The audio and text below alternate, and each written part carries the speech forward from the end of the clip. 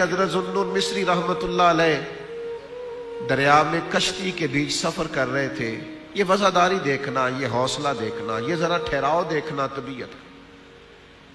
تو قریب سے ایک نوجوانوں کا گروہ کشتی میں گزرا تو انہوں نے طنز کیا، تنقید کی، پھبتیاں کسی، اڑاتے ہیں نا لوگ مذاق۔ حضرت ذوالنون مصری رحمت اللہ علیہ کے قریب سے گزرے نوجوان، پھبتیاں کسی، مذاق اڑایا۔ تو عقیدت مندوں کو تکلیف تو ہوتی ہے نا، ان کے دلوں پہ چوٹ تو لگتی ہے نا۔ تو سب اکٹھے ہو کے عرض گزار ہوئے، حضور کبھی اس طرح ہم نے التجا نہیں کی، پر آج تو حد ہو گئی۔ یہ تمسخر ہمارے شیخ کا، مہربانی فرمائے آج کریں دعا یہ اسی دریا میں غرق ہو جائیں۔ تو شیخ نے یوں ہاتھ اٹھائے، کہا کر دوں دعا؟ حضور کر دے۔ فرمایا میں کر دوں دعا؟ حضور کر دے۔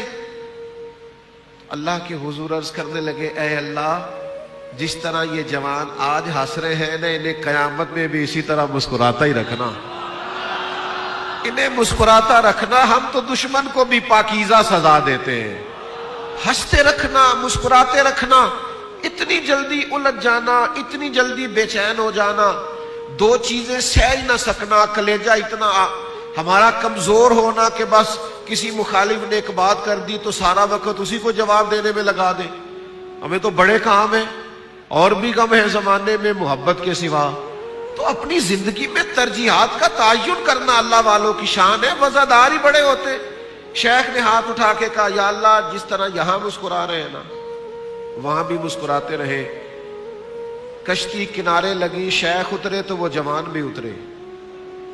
پھر ان کا انداز یہ تھا کہ گردنیں جھکی ہوئی، آہستہ آہستہ قدم اٹھاتے ہوئے حضرت کے قدموں پہ بیٹھ کے کہنے لگے، معاف نہیں کر دیتے؟ تو معاف کرنا تو اللہ والوں کی شان ہے، دیر لگائی کوئی نہیں، فرمایا جاؤ میں نے معاف کیا۔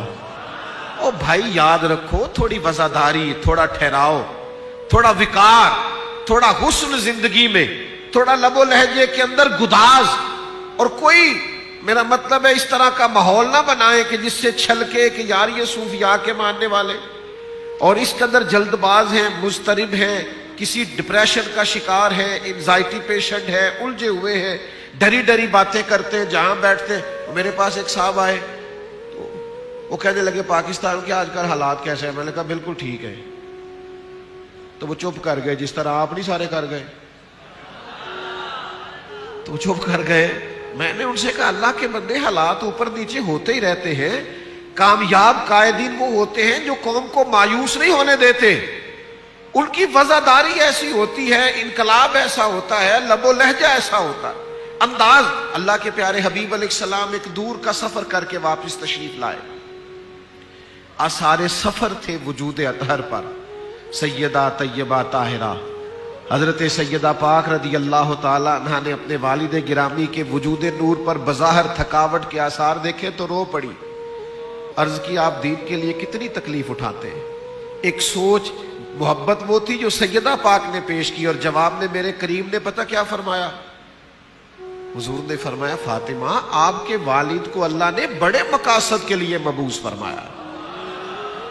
فرمایا نہ کوئی گھر چھوٹا بچے گا، نہ بڑا بچے گا، نہ کوئی جھونپڑی بچے گی جہاں اللہ دین کے پیغام کو پہنچا نہیں دے گا۔ ہم نے بڑے بڑے کام کرنے ہیں، یہ تھکاوٹیں، یہ تھوڑے بہت مسائل، یہ آنے جانے کی چیزیں یہ ہوتی رہتی، لیکن اللہ والوں کی وفاداری، ان کے مزاج کا حسن، ان کا کمال ہر وقت قائم رہتا ہے۔ اس کی ایک وجہ ہوتی ہے، اس کی ایک بنیادی وجہ ہوتی ہے۔ اس کی بنیادی وجہ یہ ہوتی ہے کہ ان کی جیب میں نا بہت سارے آفیسرز کے کارڈ نہیں ہوتے کہ ضرورت پڑی تو فلانے کو فون کر لوں گا، یہ ان کا مزاج نہیں ہوتا۔ ان کے پاس جو سب سے بڑی طاقت ہوتی ہے وہ مصلے اور دعا کی طاقت ہوتی ہے۔ وہ ان کو پتہ ہوتا ہے کہ ابھی 2 سجدے کروں گا اور مالک کے حضور حاضر ہو جاؤں گا۔ یہ جو خاص وفاداری ہوتی ہے نا، اللہ کرے آپ موبائل کا دیکھیں اور میری بات پہ زیادہ توجہ کریں، یہ جو وفاداری ہوتی ہے نا، ان کو پتہ ہوتا ہے کہ ہمارے پیچھے، ہماری پشت پہ رب رسول کی مدد کھڑی ہے۔ اللہ والوں کا بہت بڑا درس ہے کہ اپنے آپ کو رب سے جوڑ کے رکھنا، اپنی عبادتوں کا تعلق مضبوط رکھنا، داتا صاحب کے مزار کا احاطہ بظاہر چھوٹا ہے، لیکن مسجد دیکھ لو کتنی بڑی ہے، اس لیے کہ وہ چاہتے یہ ہے کہ سجدہ کرنے والے زیادہ ہیں، مصلی سے جڑنے والے زیادہ ہوں، ذرا تھوڑا سا لوگوں کا اللہ کی طرف رجحان زیادہ ہو۔ یہ اصل میں ان لوگوں کا مطمع نظر ہے، کیونکہ وہ چاہتے ہیں کہ ہماری پشت میں رب رسول ہو۔ داتا صاحب نے لکھا ہے، ابو مسلم نام کا ایک حکمران تھا، اس کے دور حکومت میں ایک درویش کو ناجائز سزا سنا دی گئی اور وہ درویش جیل میں تکلیف میں تھے۔ او میرے سنگیو، یہ انداز بھی ذرا دیکھنا۔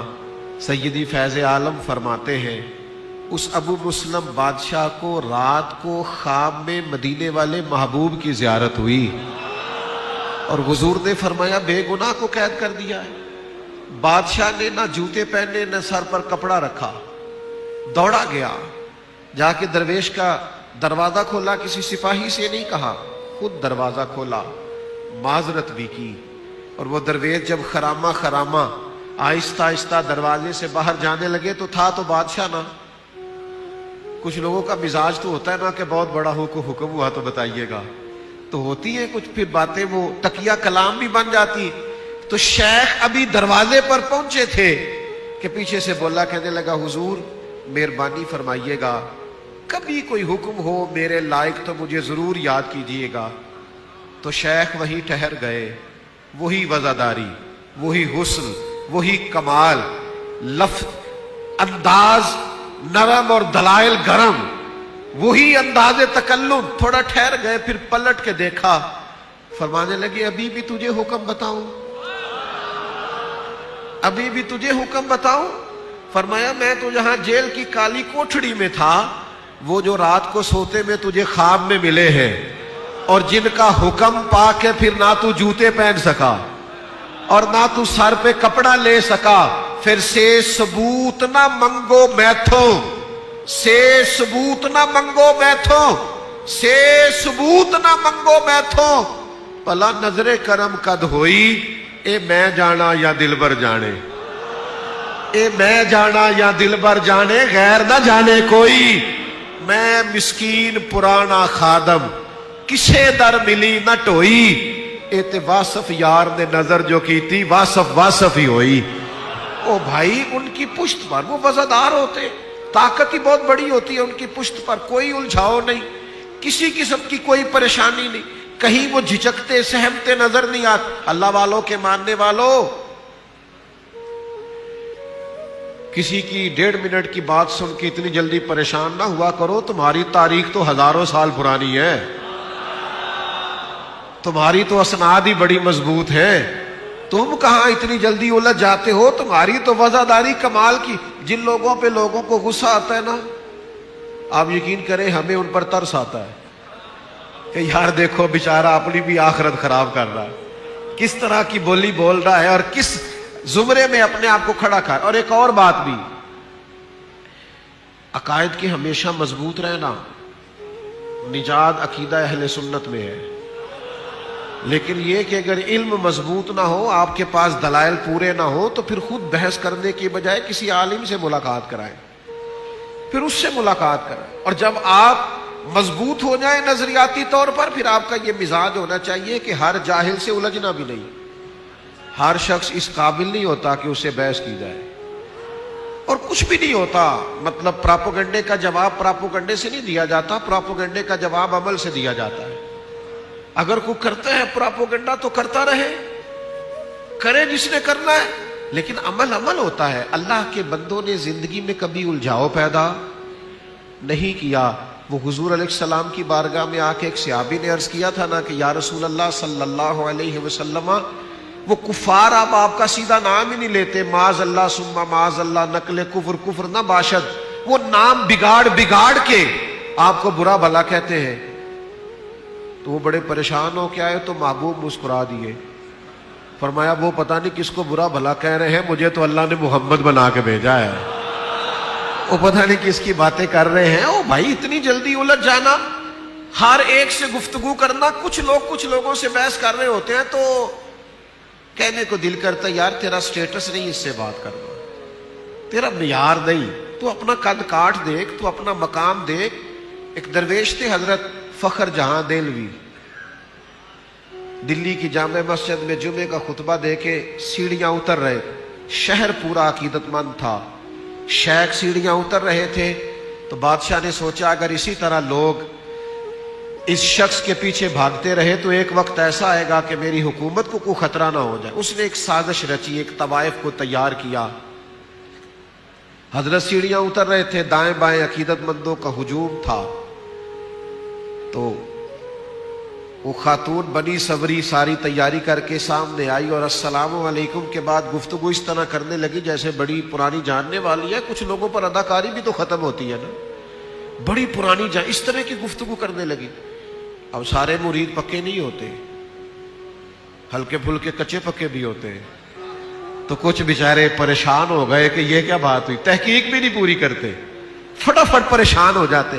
پریشان ہو گئے کہ بی بی سے کیا لینا دینا، اور بھی اس خاتون نے جملے بڑے خطرناک بولے، کہنے لگی وہ رات آپ آئے تھے، کھوٹے سکے دے گئے، میں ابھی دکان پہ گئی ہوں تو دکاندار نے لیے نہیں، مجبوری نہ ہوتی تو دوبارہ نہ آتی، یہ سکے کھوٹے ہیں۔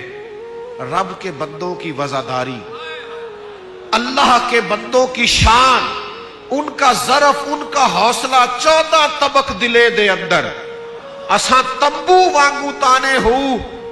شیخ نے وہ کھوٹے سکے پکڑے، اصلی جیب سے نکالے اور 3 دفعہ فرمایا بیٹی، او میری بیٹی، او پیاری بیٹی، تو اس طرح کر، یہ کھوٹے دے جا، اصلی والے لے جا، اور دوبارہ بھی کبھی ضرورت پڑی تو آ جانا، فخر جہاں کا دروازہ کھلا ہوا ملے گا۔ یہ لفظ کہتے کہتے وزاداری سے، حسن سے اور پورے عالمانہ وقار سے حضرت جب خرامہ مسجد کی سیڑھیاں اتر رہے تھے تو چند منٹ تو وہ خاتون سختے میں رہی، پھر دوڑ کے آئی اور قدموں میں آ کے بیٹھی اور کھل کے روئی، کہنے لگی مجھے تو پیسے دیے گئے تھے یہ اداکاری کرنے کے، مجھے تو رقم دی گئی تھی آپ کو بدنام کرنے کی، پر کس مٹی کے، کس صندل اور کستوری کے بنے ہو، میں آپ کو بدنام کرنے آئی اور آپ نے مجھے ہی بیٹی بنا لیا، مجھے تو میرے اپنوں نے بیٹی کہنا چھوڑ دیا ہے اور آپ نے اس رنگ میں مجھے اپنایا ہے۔ یہ کہتے کہتے اس خاتون نے اپنا پلو اٹھا کے چہرے پہ رکھا، کہنے لگی آج کے بعد میں بتاؤں گی دلی والوں کو بھلا فخر جہاں کی بیٹی کس طرح کی ہوتی ہے، اب میں بتاؤں گی لوگوں کو میرا پردہ، میرا تقوی۔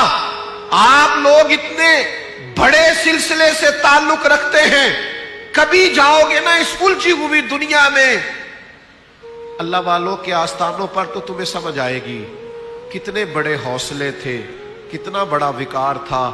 یہ جس شہزادے اہل بیت کے، جس شہزادے کی چوکھٹ پہ آپ موجود ہیں نا، ان کا حسن کردار یہ ہے کہ یہ شہزادے تھے، حضور کی اولاد پاک ہے، لیکن حوصلے کا کمال یہ ہے کہ ایک دریا کے کنارے آ کے بیٹھ گئے، عمر ساری نبی کریم کی امت کے نام کر دی، کسی کو کلمہ پڑھایا، کسی کو نماز سکھائی، کسی کو قرآن کی طرف لگایا، عمر ساری اسی کام پہ گزار دی۔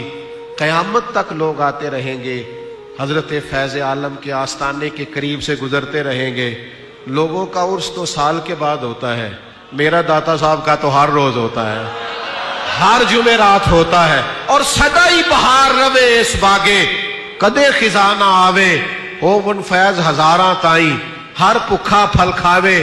بس اتنا کہنا چاہتا ہوں میرے داتا صاحب کے ماننے والوں، زبان کو نرم کرو، اخلاق کو اعلیٰ کرو، کردار کو اچھا کرو، سچ کے سوا جملے زبان سے ادا نہ کرو، وقت دیانتداری سے گزارو، اور پھر ان نسبتوں پہ ناز کرو، بہلتے